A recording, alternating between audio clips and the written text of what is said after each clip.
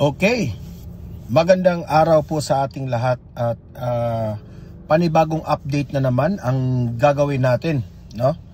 Ang daming mga nangyayari kanina eh. Okay, so pag-usapan natin yung hearing na nangyari kanina sa mga vloggers at yung yung mga update po patungkol sa legal counsel, legal team ni former President Duterte doon sa The Hague, no? May update na sila doon. Tapos nagre-react na naman itong attack dog na si Attorney Claire. Ate Claire, nagre-react na naman siya dito. So yun ang pag-usapan natin, ha. Una, itong si Presidential Communications Officer Yusek Castro, yan si Attorney Claire, nagre-request siya na ito raw si Senator Amy Marcos, hindi raw isa lang ang eksperto na imbitahin niya patungkol po dito sa legalities sa pagka-aresto ni Tatay Digong. Dapat raw, meron pa siyang suggestion, ha, para talagang presidente itong si Attorney Claire. Nagsasuggest pa siya na dapat raw na itong si Senator Amy Marcos ay kumuha pa siya ng mga maraming eksperto. Ay, wala ka talaga sa hulog, Ate Claire. Ay, ano na bang nangyari sa iyo, Attorney Claire? Oh, yun po ang una nating pag-usapan, ha. Pangalawa nating pag-usapan si Attorney Claire pa rin, no? Itong si Ate Claire ninyo, nagre-react siya dito sa update patungkol po dito kay Attorney Kaufman, no? Itong abogado po ni former President Duterte, na sinabihan pa niya, ha, ang kakapal ng muka, ha. Wala ka, alam mo, sa totoo lang, Ate Claire, wala ka sa kalingkingan ni Attorney Kaufman. Attorney ka man, Claire, pero parang yung asal mo hindi hindi attorney, di ba? Sinabi pa niya dito, it is better for him to know who manipulates who. Ang galing mo talaga, Ate Claire. Kaya bumabagsak yung rating ni Bongbong Marcos. Yan po ang pangalawa nating pag-usapan.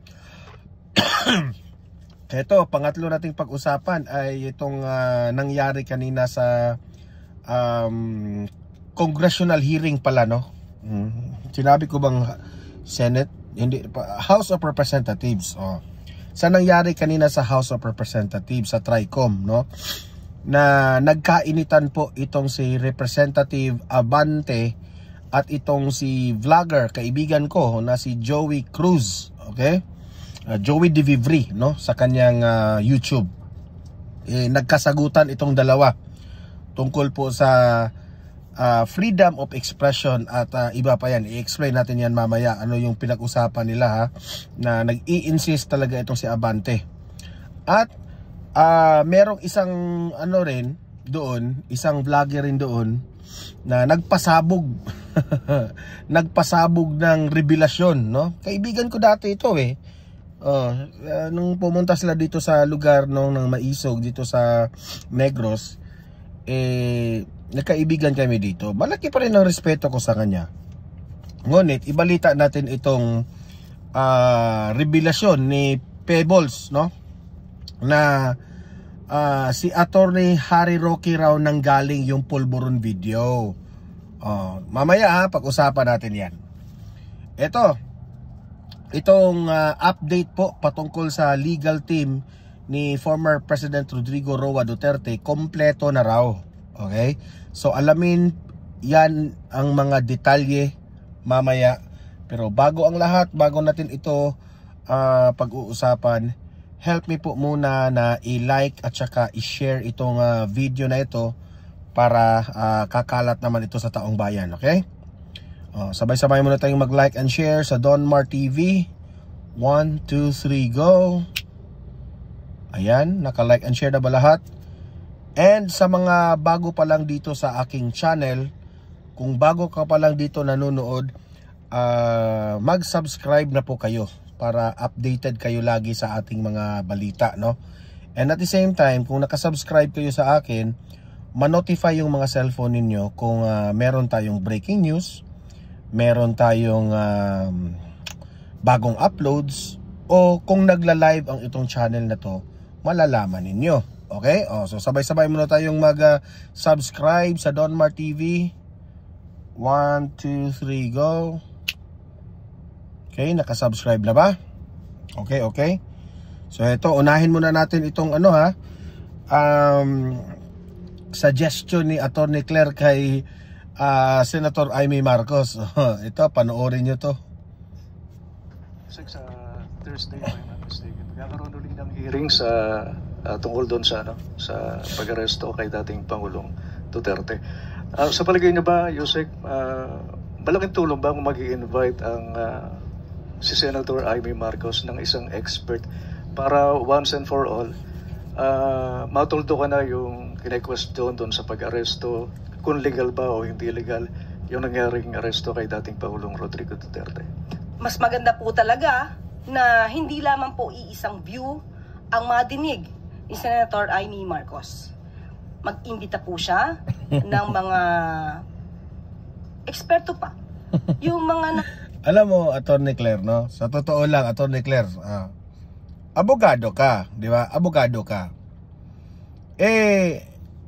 Alam mo, Atty. Claire, sa suggestion mo na yan, sang-ayon ka na dapat itong si Senator Amy Marcos ay mag-imbita pa ng mga eksperto patungkol po sa batas natin, no? O batas man ng ICC. Kung itong pagka-aresto kay Tatay Digong ay legal ba ito o illegal ba ito, di ba? Alam mo, sa totoo lang, Atty. Claire, kahit maghanda ka pa ng 100 eksperto, ito yung aking opinion, no? Kasi nagsasuggest ka ng mga dapat mag-invite si Senator Amy ng iba pang mga eksperto. Alam mo, useless yan eh. Para sa akin, useless yan. Kasi kahit 100 pa yung mga eksperto na ini-invite ninyo, wala pa rin yan. Kung bias yan, i-bias pa rin yan. Diba? Tingnan nyo yung ibang mga ini-interview. I don't wanna mention names, ha. Kahit alam nilang mali, no? Talagang mag-explain sila. Palusot talaga. Yan ang sinabi ni Robin Padilla eh. Sabi ni Robin Padilla, sabi ni ganito, sabi ni attorney ganito, ganito yung batas natin. Sabi ni attorney ganito, dapat hindi yung batas ganan. Ang dami po nila. Lahat yan, mga eksperto yan, ha. Pero may kanya-kanyang paniniwala patungkol po sa batas. So useless pa rin yan, Atty. Claire, kung yan ang magiging suggestion mo. Diba? Hindi natin kailangan ng mga eksperto na sobrang dami. Ang kailangan po natin ay isang honest at may respeto po sa batas. Yun lang po ang kailangan natin. Lagi tayong nagde-debate dyan sa article, ano ba yun? Article 16 at yung attorney, article, ano ba yun? 59? Patungkol dyan sa Rome Statute at doon sa 59. Alam mo, sa totoo lang, tama yung sinabi ng isang Chief Justice doon eh. Kung susundin natin ng isang batas, ang isang artikulo, dapat sundin natin lahat. Bakit ang palusot nila ngayon, sasabihin nila, hindi na applicable itong Article 59? Anong klaseng batas yan? Hindi ka dapat selective. Bakit sasabihin mo na hindi na ito applicable? Maling-mali yan. Tapos ngayon, ikaw, Atty. Claire, magsasuggest ka pa na mag-invite pa ng maraming eksperto? Naku po. Hay nako. Halatang-halata na nga na merong violation na ginawa. Halatang-halata na nga na harap-harapan na merong illegal na pagka-aresto. Hay nako. Ewan ko na lang sa inyo. Madalas na nai-interview na nagbibigay din ng kakaibang opinyon, no? Kakaibang opinyon na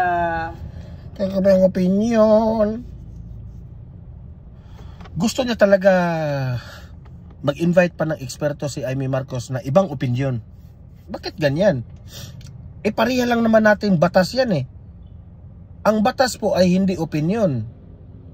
Ang batas, yun ang ating ipina-follow. Yun lang po, ganyan lang kasimple. Ano ba ang nakasaad sa batas? Hindi po pwede dalhin ang isang Pilipino sa labas ng bansa at doon ililitis kung hindi dadaan dito sa custodial state natin. Dahil functioning ang ating justice system. Ganon kasimple. Bakit kailangan pa nating guluhin yan? Ay naku, halata talaga mga bias kayo eh. Makakaiba kay Attorney Alex Medina para po mas maliwanagan siya. Kasi sabi nga po natin, kung isang tao lang, isang eksperto lang ang ating madidinig, hindi po natin nababalanse ang pangunawa dito. At lalo anong hindi nababalanse? Balanse yan. Walang, sa totoo lang, Claire, walang balance dyan, Claire. Lahat ng mga abogado, lahat ng mga eksperto, babase lang ng isang batas. O, anong batas yung pinagbabasihan natin? Isa lang naman, di ba? Isa lang. Bakit ang gulo-gulo? Bakit ibabalansi pa yung batas na yan? Hindi mo dapat yan ibalansi. Ano ka man, Claire? Uy. Maguguluhan. Katulad na sinasabi niya, siya nagugulumihanan sa ngayon. So, mas mabuti po. Ito naman ay suggestion lang. Total na itanong naman po. O, hindi naman po tayo. Yung suggestion mo, wala yan. Palpak yung suggestion mo sa totoo lang. Opinion ko yan ha. Palpak yan. Utos. Mas maganda po na makapagkuha pa siya o makapag-imbita pa siya ng iba pang mga international law experts para po mas maliwanagan siya. Baka nga po. Wow! Si Senator Amy pa yung sinabihan mong para malinawagan siya. Ang kakapal ng mukha mo, isang senador. Ikaw, PCO ka lang dyan. Nakuha ka lang sa pagbablog. Ay nako, Attorney Claire. Lumalaki ka agad yung ulo mo ha. Parang entitled ka.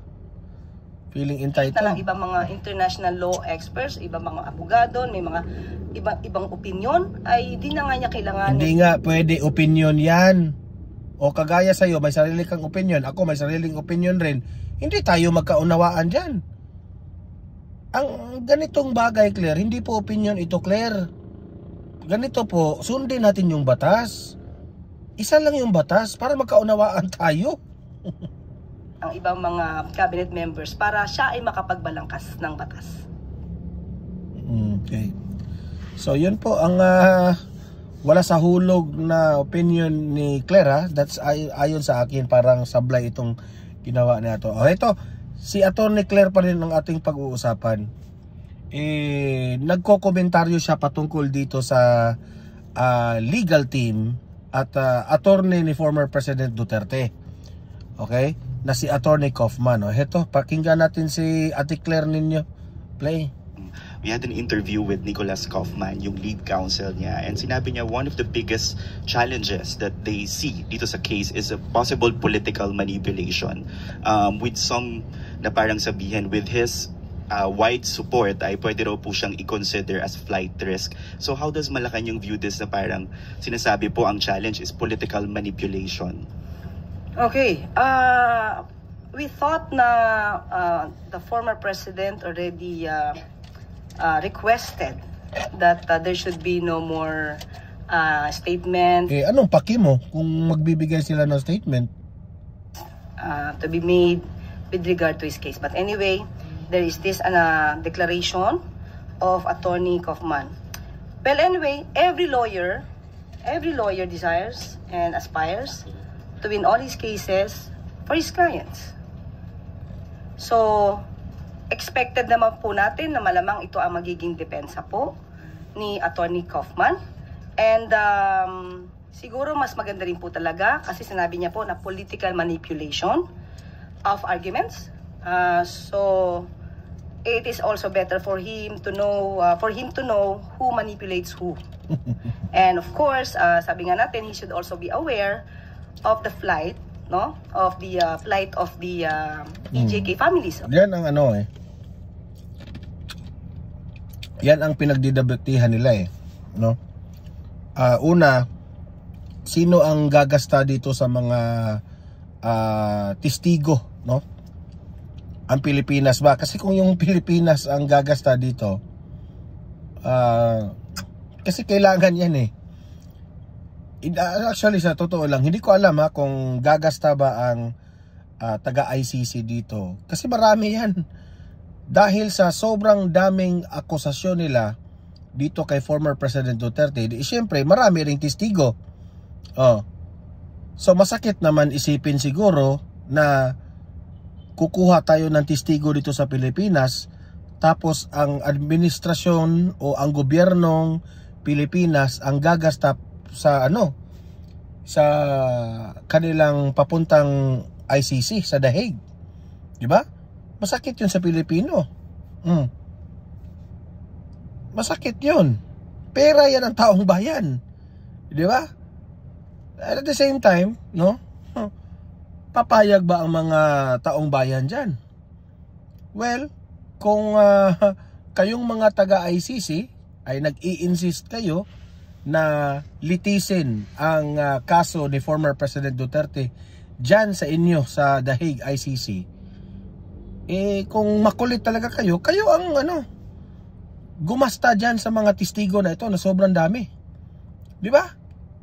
Nakikialam kasi kayo so gumasta kayo. Wala na nga ang pera yung taong bayan, wala na nga ang pera itong Pilipinas, dumagdag pa itong problema na ito dahil sa mga pautot ng mga kalaban ni Duterte. EJK victims who are now allegedly being harassed by some of the... Harass?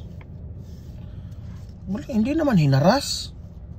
Natutuklasan lang sila sa mga rally-rally nila na yung iba dyan hindi EJK victims. Nagpapanggap lang. Duterte supporters, according to Attorney Conte. So sana malaman po niya yan. May naniniwala pa ba kay Attorney Conte? Nabubuking na nga sila dyan sa rally-rally nilang gawa-gawa na mga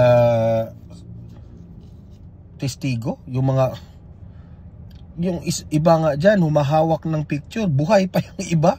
Nagre-react sa social media. Ay, nakakatawa naman kayo. At the same time, we understand his opinion on this, especially that he is representing the suspect, the former President Duterte, who admitted his acts of killings. So it is really, he will definitely face some difficulties in defending. Sabi niya, umamin si Duterte sa acts of killings. Ang kakapal mo naman ng muka, Ate Claire. Ginawa yun ni former President Duterte. Nag-instruction siya sa mga kapulisan na unahin nyo muna yung seguridad ninyo bilang pulis.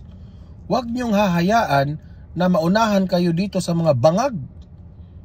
Acts of killings. Ito talaga si Ate Claire, Ay nako, wala ka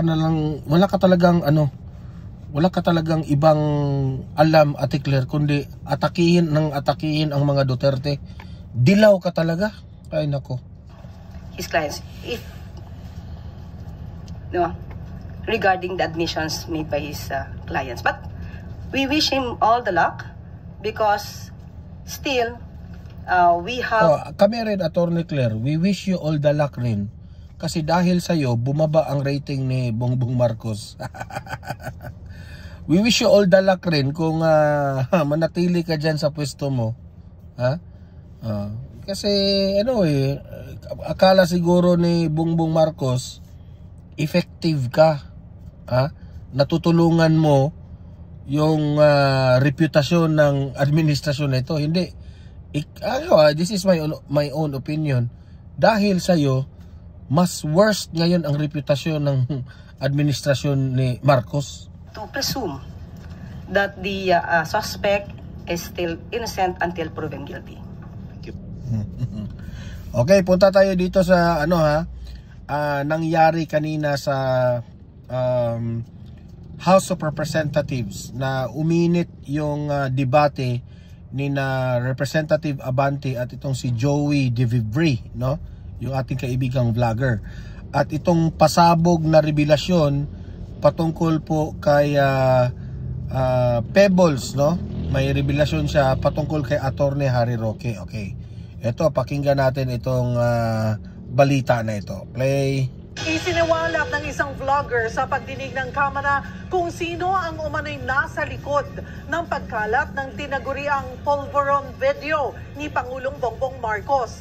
Nagkasagutan din na ang isang kongresista at vlogger na sa frontline ng balitang niya, si Marian Enriquez.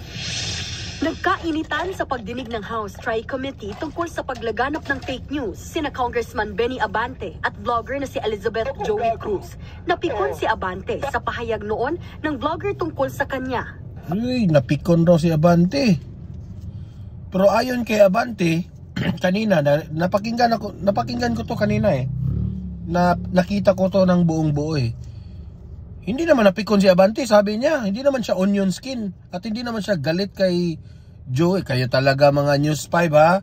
O, yun na fake news. Sabi niyo napikon. Hindi naman, sabi ni Abante, hindi siya pikon Di ba? Kayo talaga News 5. Pero sa tingin ko naman, napikon siya. Sabi mo, ganito, kung Abante, paswelduhan ka ng taxpayer, gago. Tinawag mo akong gago. Oh, bakit? Ba't mo ginawa sa akin yun? Sagot ni Cruz, we do not know each other personally. Therefore, the statement was said based in a not personal way, but it is... Ako let me explain this one Alam niyo sa totoo lang, bilang isang vlogger, no? Ang hindi kasi maiintindihan ng mga government official, yung mga binabanata namin, yung mga profanity, yung mga bad words na yon, yung mga gago, tanga, yung ano pa ba, bobo, ang hindi nila maiintindihan, expression lang yon. No, wala namang personal. Kaya nga lagi kong sinasabi dito sa channel ko, 'di ba? Na hindi po tayo galit sa mga binabanata natin ng mga government officials. Galit lang po tayo sa kanilang maling ginagawa o yung mga ginagawa nila na hindi tayo sang-ayon. Kung may nasabi man kami na hindi magandang words, no?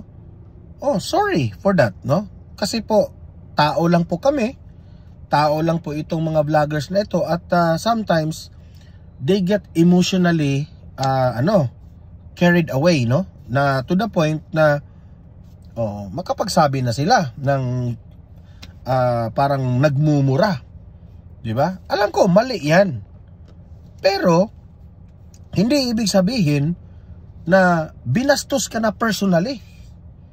Yan ang hindi nila maintindihan Kaya si Joey explain siya ng explain kay Abante.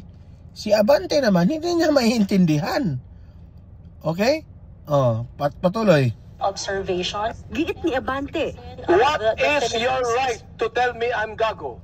That is part of my freedom of speech. Pero mas lalong nainis ang kongresista nang balikan ang sinabi raw noon ni Cruz na may isasampal daw siya sa pagmumukha ni Abante. If I tell you right now, meron sigurong post itong meron silang sinabi itong si Joey na isasampal ko ito. Hindi naman literally na sasampalin ka. Ang inexplain dito ni Ma'am Joey is isasampal niya yung ebidensya, yung kanyang facts. Kaya nga si Ma'am Joey dito, hingi siya ng hingi sa context ng pinag-usapan ni Abante. Hindi niya makuha Yung bang titirahin ka ni Abante na hindi mo alam kung saan yan? Saan galing mo nakuha yung sinabi ko? Hindi naman binigay ni Abante kung ano yung mga detalye patungkol sa vlog ni Joey. Sa dami-daming vlog nang nagawa nitong si Joey, hindi na niya yan makakalkal kung anong pinatutukuyan mo diyan. 'Di ba? Si Joey naman formulate siya ng formulate kung anong ibig sabihin ni Abante. Hindi niya magets kasi nga hindi siya binibigyan ng hint kung anong topic diyan. 'Di ba? Kinuha lang ni Abante yung isasampal namin sa iyo ito. Hindi mo nga sinasabi na ito yung katotohanan, isasampal. Hindi naman kasi yan literal So, anong ibig kong sabihin dito? Hindi kayo talaga you will not meet there.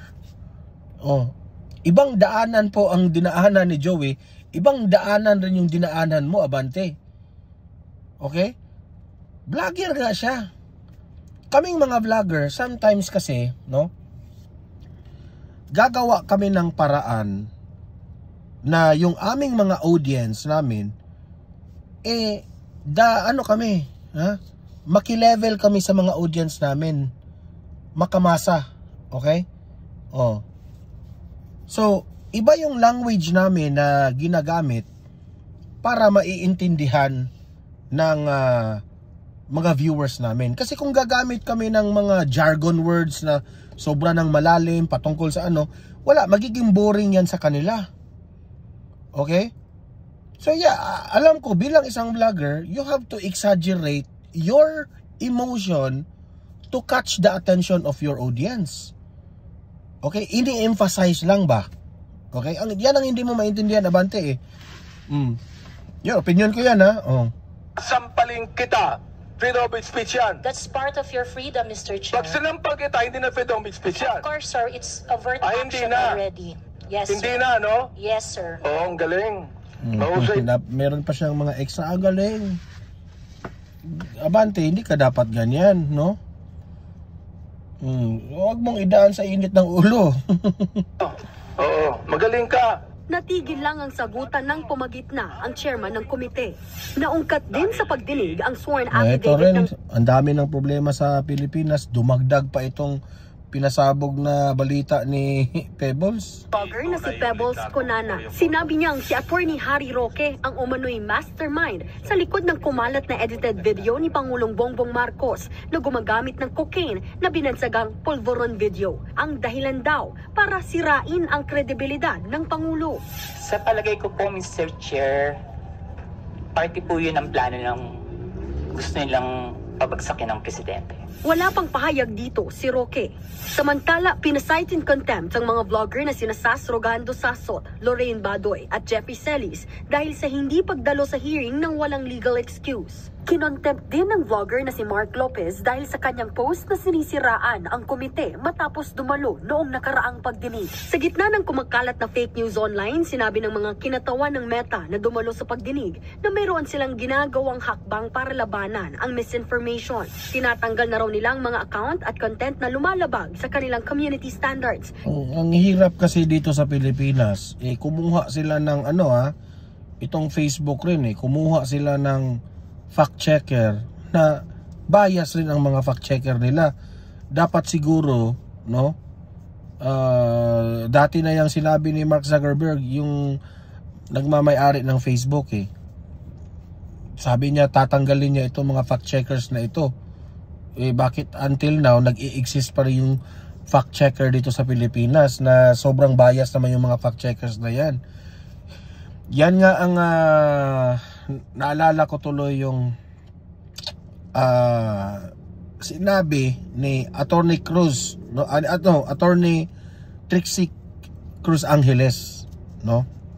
Na sino ang mag-determine na fake news yan? Kung may isang issue na puputok, sino ang mag-determine yan ay fake news o hindi?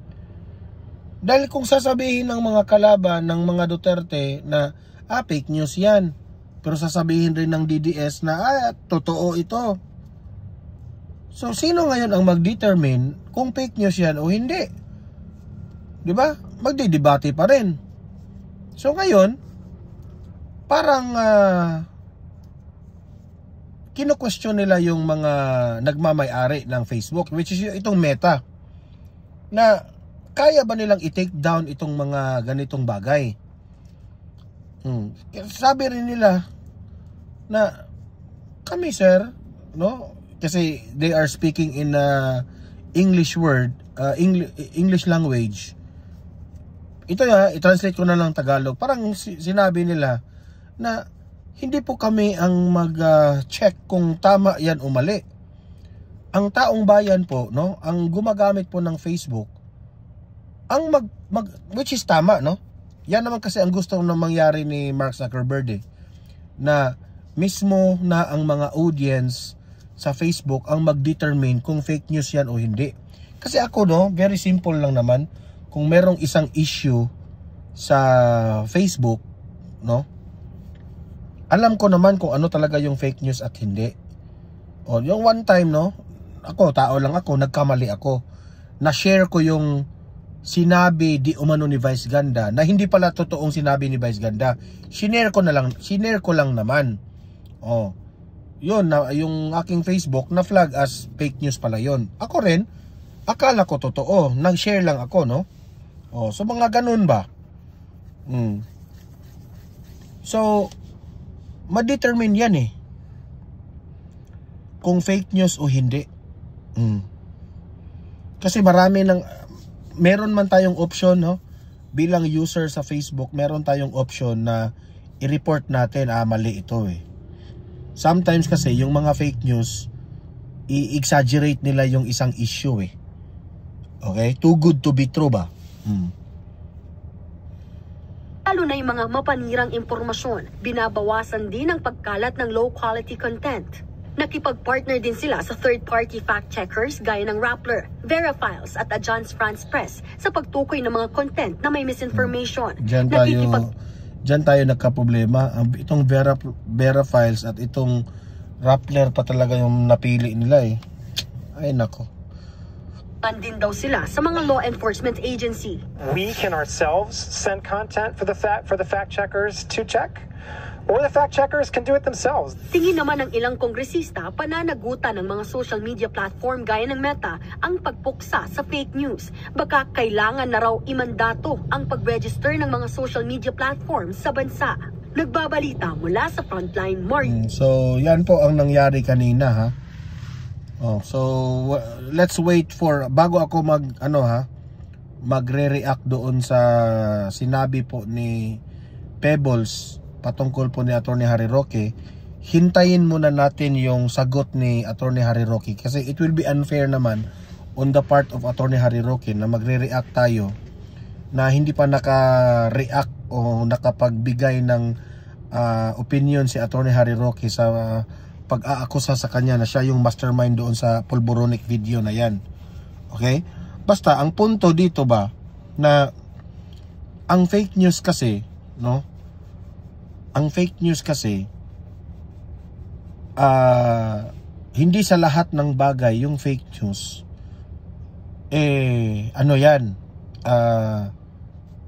talagang inakusahan nila yung fake news ito, fake news. Hindi. Sometimes kasi itong mga vloggers magsasabi sila ng totoo sa isang politician, no? Parang binabanatan nila yung isang let's say for example yung isang congressman, binabanatan mo sa kanyang hindi kasang-ayon sa ginagawa niya diyan sa kongreso. So merong magsasabi fake news yan, fake news. Hindi mo masasabing fake news yan kasi reaction yan. Pagsasabihin ko, or example pagsasabihin ko na yan si Representative Abante, mainit ang ulo niyan, mainitin ang ulo niyan. Hindi yan fake news. Because that's my opinion. That's what I observe sa pagkatao ni Representative Abante. Hindi po fake news yan. Hindi kasi tayo magkaintindihan dyan eh. Iba kasi yung merong issue, nagbigay ka ng opinion at reaksyon.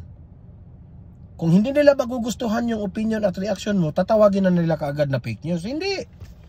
Opinion na yan. He has the right to have her or his opinion. Ay nako, ang gulo-gulo niyan. Ay nako, ang easy-easy niyan. Ganyan nga at the end of the day, sa sobrang dami ng problema ng Pilipinas, bilyon-bilyon po ang kino-question ng mga tao na nawala na pera dyan sa PhilHealth, kung ano-anong mga GAA, dyan sa BICAM report na yan. Bakit ito pa yung inuna ninyo? Yan ang nakakasakit rin sa atin eh. Ay nako. Heto, update po sa legal team ni former President Duterte. Pakinggan natin kung ano na ang nangyari sa team Duterte sa mga defense team niya. Bawang mga dayuhang abogado ang bumuo ng legal team ni dating Pangulong Duterte sa ICC. May karanasan din sa information technology ang mga abogado dahil puro electronic daw ang mga isusumiting ebidensya. At live mula sa The Hague, Netherlands, nasa frontline ng balitang yan si Mon Gualvez. Mon, sino-sino ba ang nadagdag na abogado ng dating Pangulo? Yung news, isang international humanitarian lawyer ang pinaka-latest na nadagdag nga sa legal team na didepensa kay dating Pangulong Rodrigo Duterte dito sa International Criminal Court. At dahil nga ngayon na kumpleto na itong core team ng depensa, mas nakahanda raw sila ngayong maghain na ng mga petisyong pabor sa dating Pangulo. Over again here tomorrow? Sa muling pagbisita ni Attorney Nicholas Kaufman sa ICC Detention Center, kinumpirma ng lead counsel ni dating Pangulong Rodrigo Duterte na kumpleto na ang kanilang legal team para sa kasong Crimes Against Humanity's International Criminal Court. Binubuo ito ng 5 international lawyers. Bukod kay Kaufman, pasok din sa defense team ang French lawyer na si Attorney Dov Jacobs na may 15 taon ng karanasan sa international law, international criminal law at human rights. It comprises a core team of people who've had years of experience at the International Criminal Court, years of experience handling the information technology that's required to run a defense case at that court. Git ni Kaufman, mas pinili nilang palakasin daw ang defense team na may kaalaman din sa IT lalo't pawang electronic evidence ang isusumite sa korte. At dahil kumpleto na mga abogadong dedepensa sa dating Pangulo, pinaghahandaan na rin daw nilang paghahain ng mga petisyon sa kaso. Various arguments that we can make, of which the result might be that the case is dismissed. We hope to introduce a request for interim release. Grabe, no? Kung pakikinggan mo itong si Kaufman, no? Grabe ka-positive itong attorney na ito. And very optimistic na madidismiss ang kaso na ni former President Duterte. And sa na-observe ko, ang kinuha niya talaga yung talagang mga magagaling na attorney, no? So I hope, no, magiging successful yan. Of course, I'm not going to tell you about the timing of that. Hindi na pinangalanan ni Attorney Kaufman ang ibang miyembro ng defense team ng dating Pangulo. Pero bukod sa 5 international lawyers, meron din daw 2 Pilipinong abogado na tumutulong sa kanila. Sakto namang pagdating sa The Hague ng kaalyado at abogado sa Pilipinas ng dating Pangulo na si Attorney Martin Delgra. Wala raw usapan na magiging parte siya ng legal team. Pero malaking bagay daw na may abogadong nakakakilala sa mindset ng kliyente. Maaalalang si Delgra ang kasama ni dating Executive Secretary Salvador Medialdea nang arestuhin si former PRR. Actually, sa totoo lang, hindi yan basta-basta yung mga abogado ni Tatay Digong. Magaling rin, mga magagaling rin yan. Kasi mismo si former President Duterte, magaling na abogado yan, di ba? Kung may kaso man haharapin niya, ang hindi namin na-anticipate na yung kaso palang haharapin, dito, sa Hague, hindi pala dun sa Pilipinas. Kasabay nito, hiniling ng Duterte Camp na magsagawa ng oral arguments ang Korte Suprema kaugnay sa pinagsama-samang habeas corpus petitions na nauna ng isinampa. The manner of arrest of the subject person is highly questionable as alleged in their petition. Sinagot naman ng Malacanang ang unang naging pahayag ni Attorney Kaufman na malaking hamon sa paghawak niya ng kaso ang political manipulation. It is also better for him to know who manipulates who. And of course, sabi nga natin, he should also be aware of the plight, no, of the plight of the EJK families, of the EJK victims who are now allegedly being harassed. He will definitely face some difficulties in defending his clients if regarding the admissions made by his clients. But we wish him all the luck. Nauna namang sinabi ng ICC na hindi nila kinukonsidera ang ganitong klaseng away politika sa pagdinig ng kaso. Ngayong puro international lawyers ang nasa kampo. Alam, sa totoo lang, no, ang pinipray lang natin dito na kung ano yung tama, no, sa mga judges dito sa ICC, talagang paniniwalaan nila yung bawat lawyer ng both sides, no? Hindi yung parang in-explain na nga yan ni Atty. Panelo na I hope na hindi po ito kangaroo court, no? Na litis tayo ng litis dito pero meron na para kayong resulta. No? So I hope lang na talaga kasi po ito po yung pagbabasihan ng buong mundo kung itong ICC ay dapat pa bang mananatili dito sa mundong ito. Nangangailangan, kasi ang ICC po, magaling naman talaga yung layunin sana ng ICC. Isi-save nila yung mga countries na hindi na po masyadong hindi na epektibo yung justice system ng isang country. Ang hindi matanggap-tanggap ng mga Pilipino, bakit dito sa Pilipinas, alam naman natin na sobrang malakas pa ang justice system natin, pero bakit nag-take over pa itong ICC na ito? So parang sinasabi ng mga ilan na pamumulitika lang naman talaga yung ginawa ng ICC. So hindi ko pangunahan ng ICC ha. Ito lang po ay analysis natin. Posible po tayong tama, posible po tayong mali. At the end of the day, let's wait and see kung ano ang mangyayari. Okay? So let's hope for the best for Tatay Digong, no? Ipag-pray natin 'yan, ipag-pray natin. Okay, so guys, libre kayong mag-comment, mag-react sa mga pinag-usapan natin at usap-usap tayo sa comment section, okay? And also guys, please like and share this video para kakalat ito sa taong bayan. And sa mga bago pa lang dito sa Don Mar TV, subscribe na rin kayo sa aking channel para updated kayo lagi. Maraming salamat po sa mga nanonood dito sa Don Mar TV, sa mga moderators ko at sa mga audience, sa mga nagpapakape. Thank you very much ha. Meron tayong pangalawang channel natin, Don Mar TV Balitang Totoo. Mag-subscribe rin kayo doon kasi meron tayong mga videos doon na hindi po natin ina-upload dito sa main channel natin. Okay? See you in my next video. See you in my next live. Have a great day. Have a great night. God bless po sa ating lahat. Mabuhay ang Pilipinas. And God save the Philippines.